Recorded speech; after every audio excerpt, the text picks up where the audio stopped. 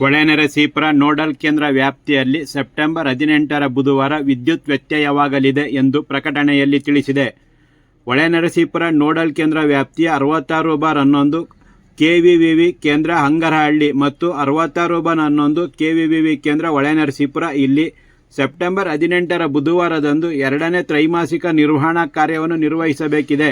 ಆದ್ದರಿಂದ ಹಂಗರಹಳ್ಳಿ ಶಾಖಾ ವ್ಯಾಪ್ತಿಯ ಗ್ರಾಮಗಳಾದ ಹಂಗರಹಳ್ಳಿ, ಹರಳಹಳ್ಳಿ, ಪಡುವಲಹಿಪ್ಪೆ, ಹಳೇಕೋಟೆ, ಅರದನಹಳ್ಳಿ, ಕ್ಯಾತನಹಳ್ಳಿ, ಕಾಮಸಮುದ್ರ, ಮಾವಿನಕೆರೆ, ಹನುಮನಹಳ್ಳಿ, ನ್ಯಾಮನಹಳ್ಳಿ, ಕಿನ್ನರಹಳ್ಳಿ ಹಾಗೂ ಸುತ್ತಮುತ್ತಲಿನ ಗ್ರಾಮಗಳು ಮತ್ತು ಹೊಳೆನರಸೀಪುರ ಶಾಖಾ ವ್ಯಾಪ್ತಿಯ ಗ್ರಾಮಗಳಾದ Amanikere, Alagowdanahalli, Mallappanahalli, water supply, Menigenahalli, KHB colony, Chittanahalli, Galipura, Aichanahalli ಹಾಗೂ ಸುತ್ತಮುತ್ತಲಿನ ಗ್ರಾಮಗಳಲ್ಲಿ ಸೆಪ್ಟೆಂಬರ್ 18ರ ಬುಧವಾರ ಬೆಳಗ್ಗೆ 10 ಗಂಟೆಯಿಂದ ಸಂಜೆ 5 ಗಂಟೆಯ ತನಕ ವಿದ್ಯುತ್ ವ್ಯತ್ಯಯವಾಗಲಿದೆ.